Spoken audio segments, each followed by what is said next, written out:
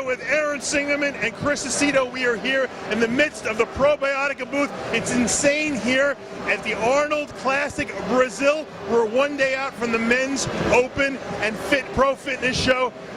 Guys, I want to do a little preview here. This booth is really hopping. We got the X-Man Tony Freeman here, who's going to be on stage tomorrow. We got Johnny Jackson here. We got Cedric McMillan mulling around this expo someplace, causing trouble. We got a lot of good competitors, Chris. Cedric is off a win at the FIBO Germany. Not at his best. These guys, I think they smell the blood there. Can Cedric come back here better than he was in Germany? I think he, I don't know until I see him next to each other, everyone, if he's better.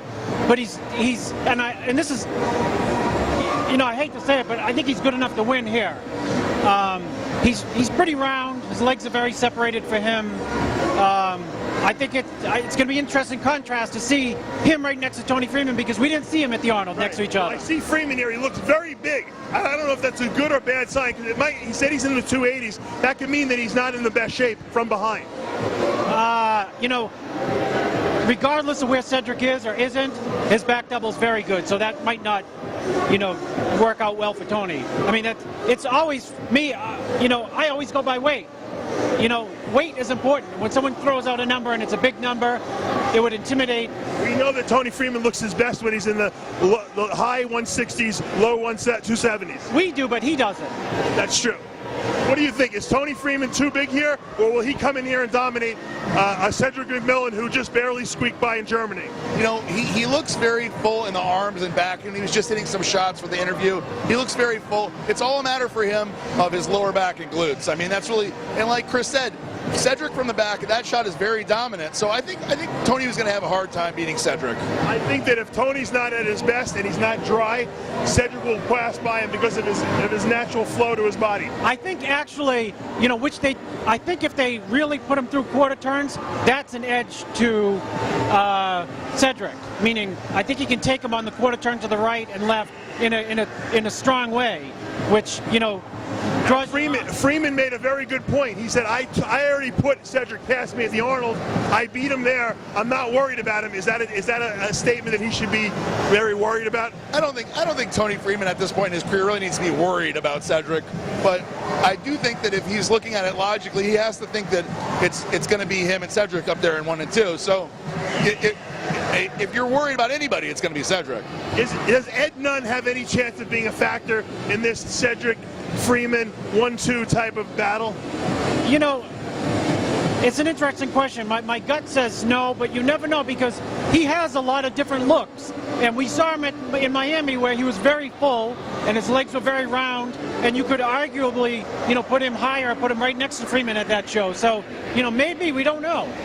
What about Hide Yamagishi? Can this guy be a factor? We know he has the ability to get very hard, probably harder than anyone else in the lineup. Is he too short to stand with these big guys? So I think the two wild cards in the show are Brandon Curry, who we saw outside, who we'll talk about him in a minute, very good, and then Hidetada Yamagishi. And Hidetada, from the pictures I've seen, looks granite hard. Doesn't look like his injury from about a few months ago has hindered his progress. So the great presentation that he usually is able to put out there, come with that crazy conditioning, could put him in third ahead of Ed Nunn, but that's it. Let's talk about Brandon Curry. I did see him outside. He reminds me of Freeman. He's very full. And as you made a point on the radio show, we've never seen Brandon Curry in shape ever, at his best. That's right. He's looking very big. Is that a dangerous sign also? I think so. It goes back to, I reflect back on the 212 guys, where we're also impressed with. If someone like Brandon Curry brings a condition that's incredible, we're going to be talking on Saturday night of who the big surprise was and won the show. But if he's looking big, it probably looks good in the mirror, but it might not look good on stage. You never know. Let's do a quick top. I'm sure we left someone out. Johnny Jackson. Johnny Jackson was not on the list. He seems to be in the lineup here. He's an also very dangerous competitor. You and I were not impressed with him in Germany. He was way out of shape. Do you think he comes in here tighter? I think that if Johnny Jackson is smart, he took a look at those pictures and he said, man, I got lucky. And he died at his ass off. And if he did, he definitely stands a shot of being up there in the top 3, for sure. Let's give our top 5.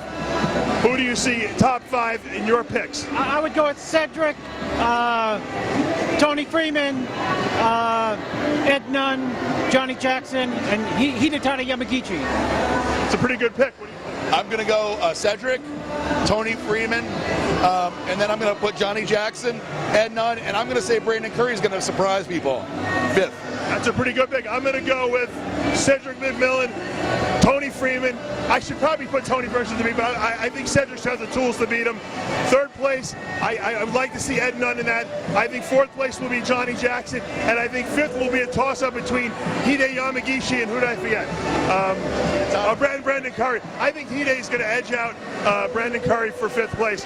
We won't know obviously until tomorrow. Catch all the coverage only on rxmuscle.com all weekend long. Brought to you by Probiotica Nutrition. For now, I'm Dave Palumbo with Aaron Singerman and Chris Aceto, rxmuscle.com.